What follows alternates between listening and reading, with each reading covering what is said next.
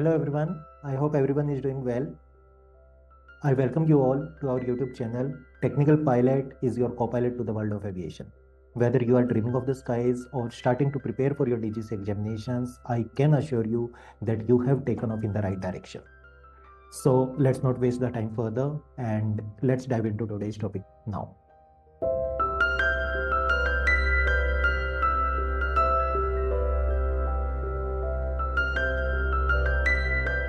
Montreal convention, next one क्या है? Montreal convention. अभी मानो ये दो भाई साहब थे, इनकी लड़ाई हो गई कि विंडो सीट पे तो मैं बैठूंगा, दूसरा बोल रहा है मैं पहले आया हूं, मैं बैठूंगा, राइट। और इस आपस की लड़ाई में एयरक्राफ्ट की विंडो ही टूट गई, एयरक्राफ्ट की विंडो ही टूट गई। ये भाई देखो घर से निकले हैं होली खेलने के लिए, राइट, फाइन। हाँ, क्या करे भाई इनका, इन्होंने जो आपस में लड़के ये विंडो तोड़ दी, इसने ये एयरक्राफ्ट की हालत ख़राब कर दी, इनका क्या करें? देनी पड़ेगी कुछ सजा। Montreal convention decides that if you interfere with any of the aviation operations, aviation में जितने भी ऑपरेशंस होते हैं, अगर आपने किसी के साथ भी छेड़खानी की, मान लो जैसे आपके बहुत जगह ना कोई भी रूट है, इस रूट पे आपको पता है कि we use some navigational aid, right, जो हमें नेविगेशन में हेल्प करता है, पता है ना आपको। मान लो मेरे घर के 5 किलोमीटर दूर एक नेविगेट लगा है, किसी दिन मेरा मन किया और मैंने जाके इसको तोड़ दिया, इसको खराब कर दिया, I should get some punishment, isn't it, as per Montreal Convention. If you interfere with any of the operations related to aviation, आपने किसी एयरक्राफ्ट के किसी कंपोनेंट को ख़राब कर दिया, एयरपोर्ट पे किसी फैसिलिटी को, किसी चीज़ को आपकी वजह से डैमेज हुआ, ओके, और this interfering with the aeronautical facilities, this is a navigational aid, right, helping the aircrafts to navigate from one point to another. If you interfere with that, you will get punishment. अभी पिछले साल की बात I guess, पिछले साल भी नहीं, करीब 3-4 महीने हुए होंगे आई गेस, वो कोई तो इंडियन स्टूडेंट था, he was travelling to Germany and aircraft में उसने कुछ तो र्यूमर फैलाया, उसने बोला कि एयरक्राफ्ट में बॉम्ब है, आया था न्यूज़ में, सुना था आप लोगों ने? एनीवन सुना था? एक इंडियन स्टूडेंट था, वो आई गेस जर्मनी या कनाडा जा रहा था, मुझे इतना ध्यान नहीं है, एंड ही कनाडा जा रहा था वो, and he said there is a bomb in aircraft. कोई बॉम्ब नहीं था, बस उसने ऐसे ही मस्ती मस्ती में बोल दिया, बाद में बोल रहा मैं तो मजाक कर रहा था। जेट्स आ गए थे इंटरसेप्ट करने से एयरक्राफ्ट को। वही तो मैं बोल रहा हूँ ना, बाद में बोल रहा मैं तो मजाक कर रहा था, कोई there was no bomb, right, as I remember. क्या करें अब उसका? ऐसे तो कुछ पनिशमेंट नहीं दी, कुछ डिसाइड नहीं किया, तो ये मजाक तो रोज रोज होने लग जाएगा फिर, isn't it? This is not good, right. So ऐसे लोगों के लिए बनाई गई है Montreal convention, that spreading that false information, he tried to spread false information, right, that is also that is also offence, punishable offence, okay. क्या punishment मिलेगी? That is written in Montreal convention, समझ गए? Suppression of unlawful acts against safety of civil aviation, ठीक है, deals with offences on board leading to endanger the safety of aircraft, causing damage to property of aircraft or airport facilities, damaging air navigation facilities, interfering with the operations, communicating false information, all of this covered under Montreal Convention, समझ गए?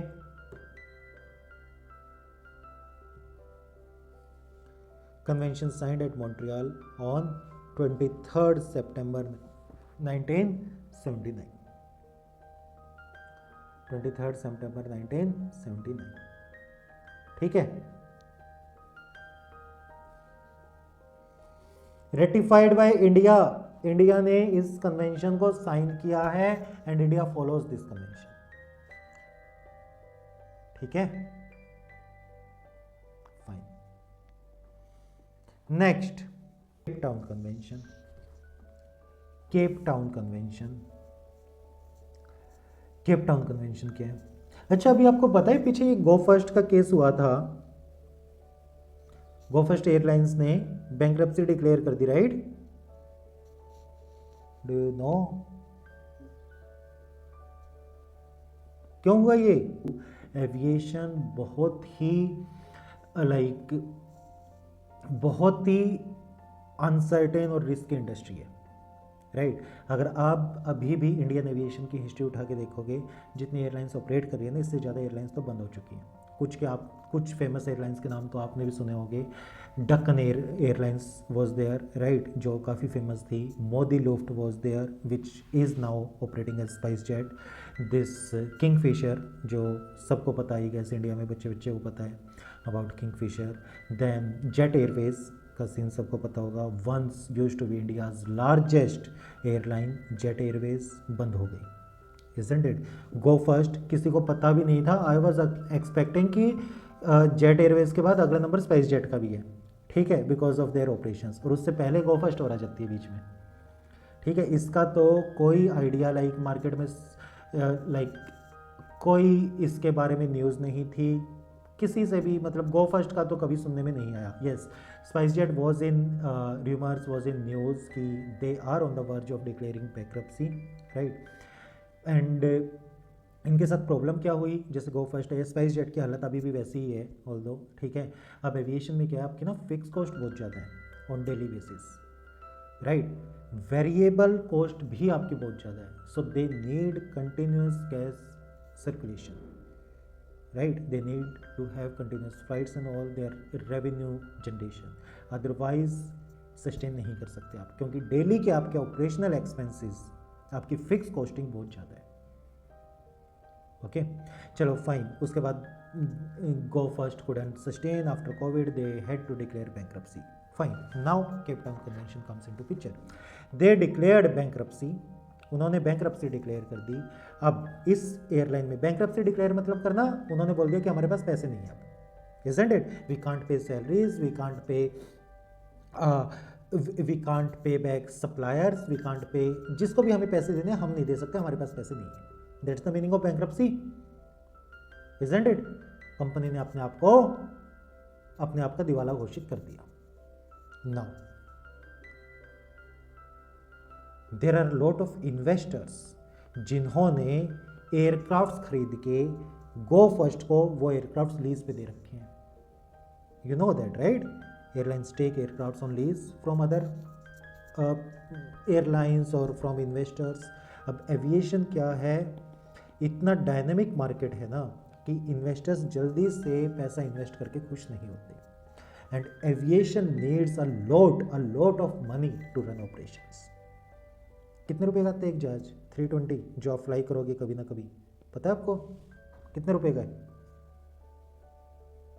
100 CR. 100 CR। Actually, one engine is 200 CR. ये लो, और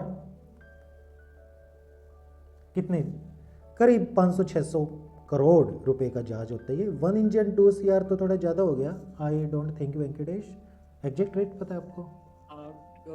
एक engine का 200 CR के around rate होता है sir. नहीं, फिर तो 500 करोड़ का जहाज तो सस्ता हो गया फिर तो। Engine okay, maybe depends on engine to engine, ठीक है, तो हर एयरक्राफ्ट में इंजन अलग होते हैं, बट A320 समवेयर अबाउट 500 से 600 करोड़ रुपए का जहाज है। ओके, एयरक्राफ्ट के साथ ऑब्वियसली कॉस्टिंग वेरी करेगी। अ लॉट ऑफ मनी, राइट? जो आपके सिमुलेटर्स होते हैं ना, सिमुलेटर्स भी 500 करोड़ के सिमुलेटर हैं, 500 करोड़ रुपए का सिमुलेटर होता है जिसमें आपकी ट्रेनिंग होगी। ओके, आपके ट्रेनिंग एयरक्राफ्ट कितने के आते हैं?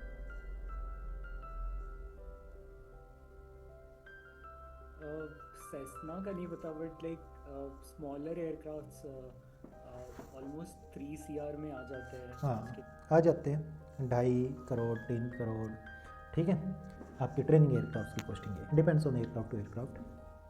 Fine, so my point was कि अब ये इन्वेस्टर, हमें चाहिए एविएशन में इन्वेस्टर।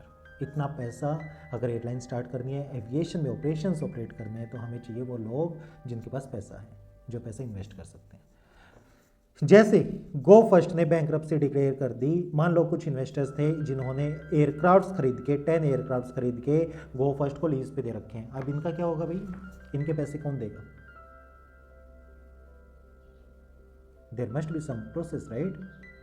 अगर एयरलाइन ने बैंकरप्सी डिक्लेयर कर दी, इन इन्वेस्टर्स का पैसा डूब गया, एविएशन में कोई इन्वेस्ट नहीं करेगा। इन्वेस्ट नहीं करेगा तो एविएशन में ऑपरेशंस मैनेज करना, रन करना बहुत मुश्किल हो जाएगा।